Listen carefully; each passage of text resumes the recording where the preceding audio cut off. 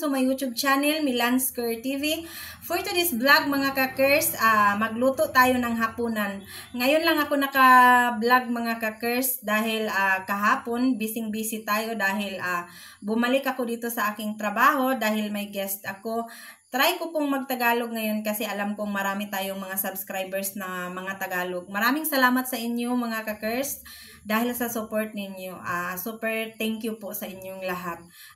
I-try ko pong magtagalog para maintindihan nyo ako. Alam nyo na, basta Bisaya. Mahirap talagang magtagalog pero i-try kong magsalita ng Tagalog. For today's vlog mga kakers, magluluto ako ngayon ng aking hapunan. At alam nyo ba kung ano ang lulutuin ko? Ay ang favorite kong ito. Hindi ko alam kung anong pangalan nito sa inyong lugar, sa mga Tagalog. Dito sa amin, ang tawag nito ay guso. Guso ang pangalan nito sa amin. Ewan ko kung ano sa Tagalog nito dahil hindi ko alam. Alam nyo ba mga kakers, favorite ko to. Dahil sa amin, hindi ako makakabili nito doon sa amin kasi ang nagbinta nito sobrang layo. Kailangan mo pang bumiyahe ng malayo para makakain ka nito. Kaya hindi na lang. Dito, malapit lang naman dito. Yan nga ang pinagtataka ko dahil bukid nun, malayo sa dagat pero meron silang ganito na malapit lang. At saka alam nyo ba kung magkano ito? Ito ay only 10 pesos lang to mga kakers. Kaya bumili na ako. Ito ang ulam natin ngayon. Lulutuin natin. Huhugasan lang natin ito ng maigi mga kakers dahil hindi natin alam kung saan to na punta or na nadapuan ng langaw. Yan. Hugasan lang natin ng maigi. Alam nyo ba may mga malalaki rin ng ganito? Nagtaka ako nito. First time kong nakabili ng ganito. Yung maliliit lang ba yan, no? Sobrang liit niya. Yan. Ang alam ko nito, malaki. Ngayon lang ako nakabili ng ganito kaliit. Madali lang naman tong lutuin mga kakers dahil sa Bisaya pakuratan na niya sa tubig na ininit. Hindi siya masyadong luto. Yan, hugasan lang natin ng mabuti. Ito ang ating ulam ngayon. Masarap na masarap ito. Ito yung favorite ko na seafood.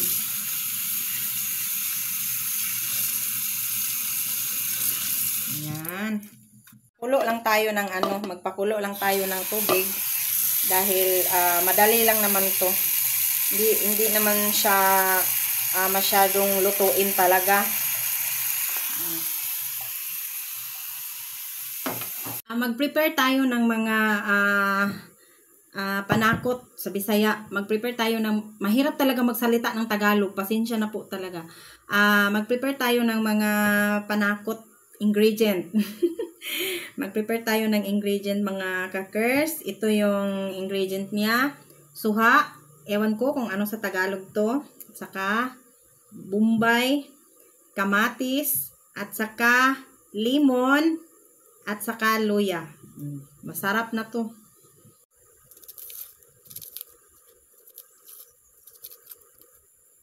Hinugasan ko na to lahat mga kakers. Lagyan natin ng limon kasi mabango. At saka yung suka ko, yan sobrang daming sili. Yan. Naiwan to ng guest ko. Binigay na niya sa akin dahil ayaw naman niyang dalhin kasi malayo yung sa kanila.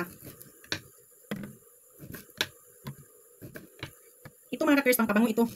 Masarap ito sa mga mga kinilaw.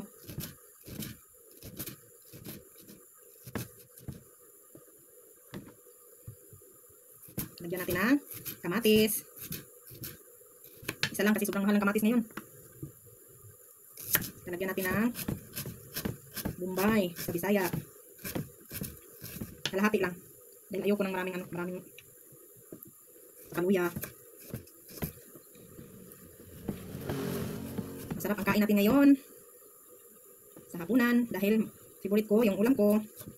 Mga anak ko nito, ayaw kumain ito. Ako lang at saka yung asawa ko ang kumakain ito. Hindi nila maintindihan, hindi sila makakarelate ng ulam na ganito. Kumakain sila ng gulay pero ito ayaw nila. Hindi nila maano kung anong lasa. Pero ako mula pa noon, favorite ko talaga yung gusto. Yung isa yung lato, ayaw ko noon kasi hindi ko alam, basta ayaw ko noon. Yung ibang mga maliliit ba na lingin siya. Ayaw ko. Ay nagbukal naman. Lagay na natin to. Madali lang naman tong maluto mga kakers.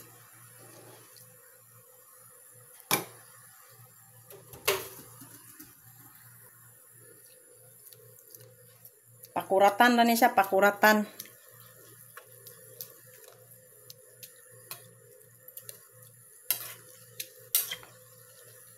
Yan.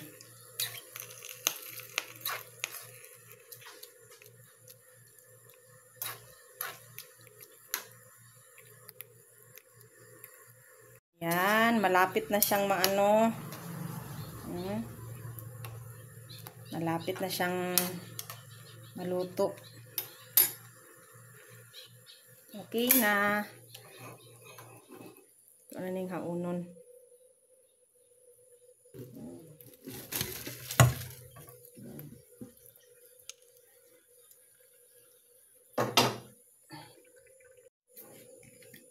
Ilagay na natin yung mga ingredients natin, mga kakers.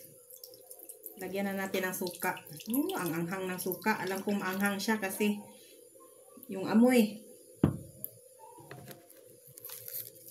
Saka, lagay natin to. Saka natin ilagay yung ano. Lagay na natin lahat. Kailangan lang siyang anuhin para lumabas yung amoy ba.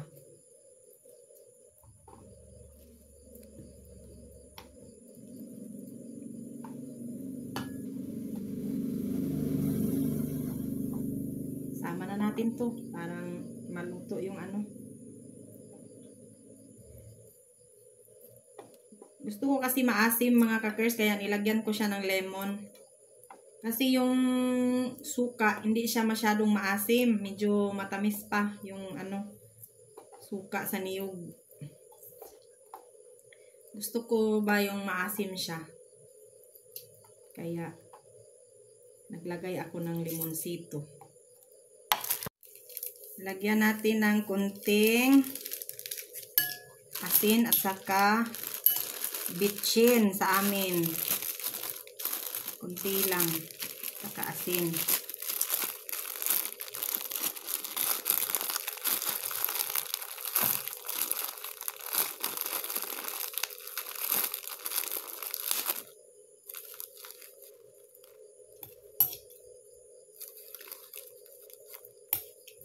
Yan. Yan. Tingnan nyo mga kakers, oh. Nilagay ko ng gusto mga kakers. At saka i-mix na natin. Ayan, masarap na ito. Ubos talaga nito ngayon.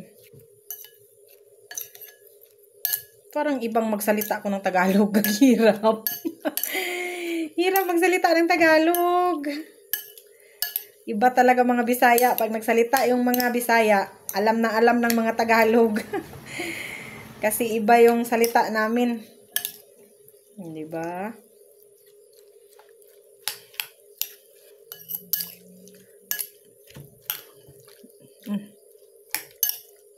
Nga tagak man. Ang panakot.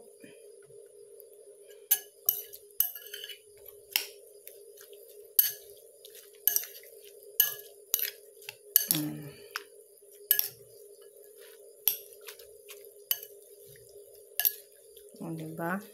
Yummy na yan.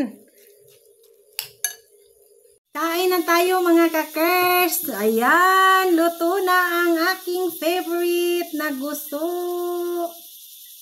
Masarap magkamay. Ayan.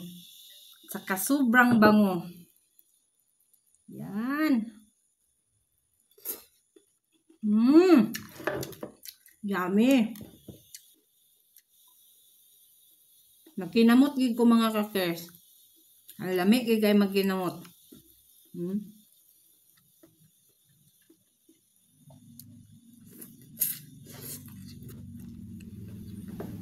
Sarap.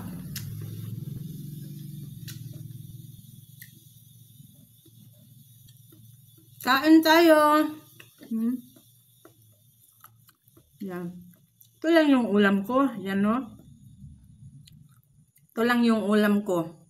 Okay na talaga ako nito.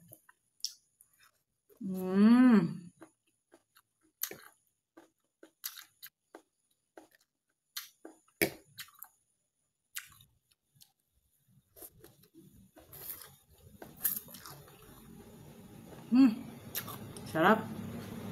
Anghang.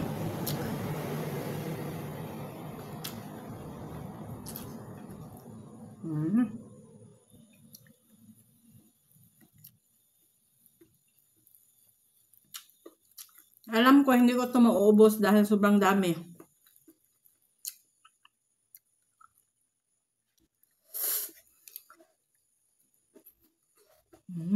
Sarap. Ito yung nagpabango ito sa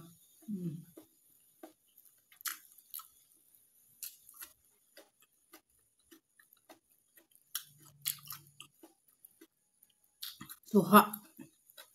Masarap sa kinilaw ang suha.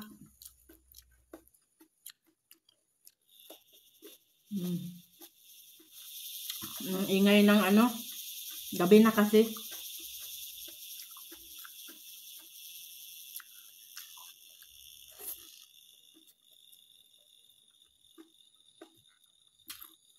Kain tayo.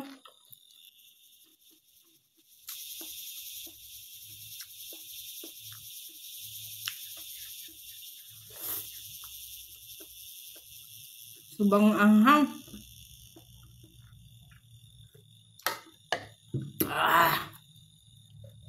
Anghang, sobra oh. Daming sili.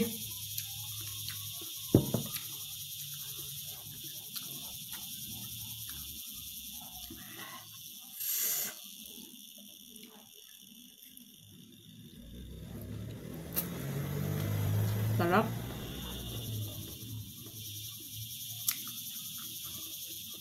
Kain tayo mga kakers.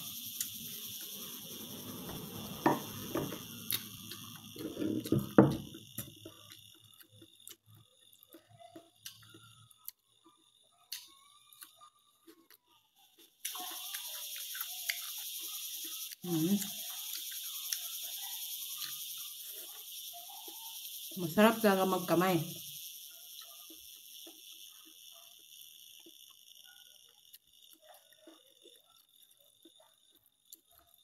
Muntik na siyang ma-overcook.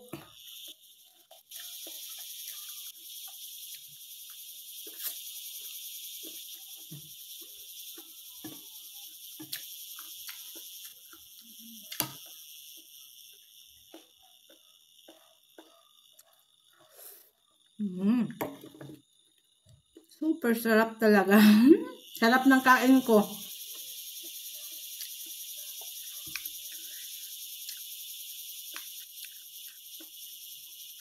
Thank you for watching mga kakers. Bye bye.